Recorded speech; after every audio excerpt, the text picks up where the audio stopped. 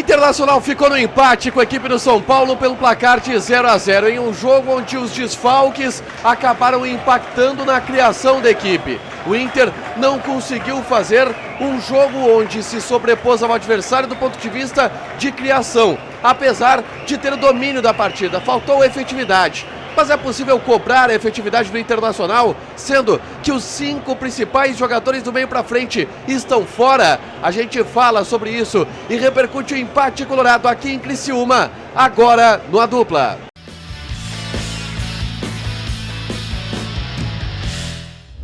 Tudo bem, gente? Obrigado pela participação aqui. Não esquece de deixar teu like, te inscrever, de ativar as notificações. Bora falar do Internacional aqui no A Dupla, empate em 0-0 aqui no estádio Heriberto Wilson, que obviamente tem as suas repercussões, mas também tem as suas razões, também tem os seus motivos. O torcedor, obviamente, ele não vai ficar feliz com o empate em 0-0 contra o São Paulo, mas é possível cobrar, é possível ficar chateado com todas as adversidades que o Inter teve ao longo dos últimos dias e em especial na partida de hoje. O Eduardo Cudê colocou em campo um time que era a força máxima. Ele recoloca, por exemplo, o Bustos na lateral direita. Ele faz uma dupla de zaga de Vitão e Fernando. Eu repito, o Fernando é o melhor zagueiro do elenco do Internacional na atualidade. O Thiago Maia como primeiro volante. Aí uma linha de meias de Bruno Henrique, Arangues, Wesley, com Alan Patrick e Luca na frente, já que o Lucas Alário estava fora da partida. Era o que de melhor se poderia escalar para um jogo como hoje, com Alan Patrick e Luca. Só que o Inter teve, aos 3, 4 minutos de partida, uma baixa que ela é lamentável e ela é incalculável. O Inter perde aquele que tinha em si depositada toda a expectativa de qualquer tipo de criação e força ofensiva do Internacional.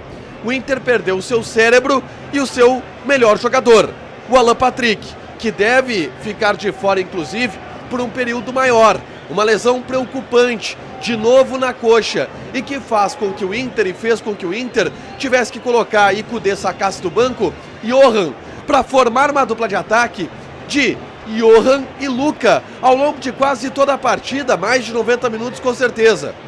Não dá, ou melhor, é difícil, é mais difícil tu ganhar de um time como o São Paulo, que é organizado, que é um bom time de futebol, que está em uma boa fase, com um ataque formado por Johan e Luca. Nada contra o Johan e Luca, mas vamos lá, são opções da terceira ou quarta hierarquia do ataque do Internacional.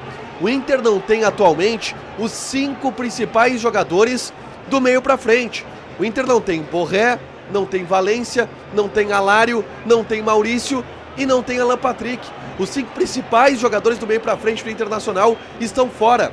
Como cobrar a efetividade do meio para frente de um time que tem tamanhas adversidades? Mas ainda assim o Johan entrou, e a grande verdade é que o Johan não fez uma partida ruim.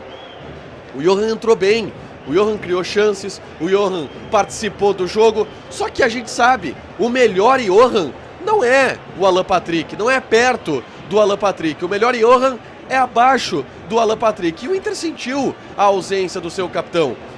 Dominou o primeiro tempo, teve posse de bola, criou oportunidades, como por exemplo num chute fora da área do Thiago Maia, em que a bola poderia ter entrado. Não sofreu muitos riscos do São Paulo na primeira etapa. Fez um bom primeiro tempo, mas não foi eficaz ofensivamente. Faltou verticalidade. E é óbvio que ia faltar. É óbvio que ia faltar. No segundo tempo também, o Inter conseguiu criar. E aí teve uma opção interessante, tática do Internacional para o segundo tempo. O Johan começou a cair pelo lado esquerdo. E aí o Eduardo Cudê começou a fazer uma dobradinha de Wesley e Johan para cima do Igor Vinícius, lateral direito do São Paulo. E deu certo. Assim, o Inter criou as 2 melhores chances de gol, ou 2 das melhores chances de gol do segundo tempo.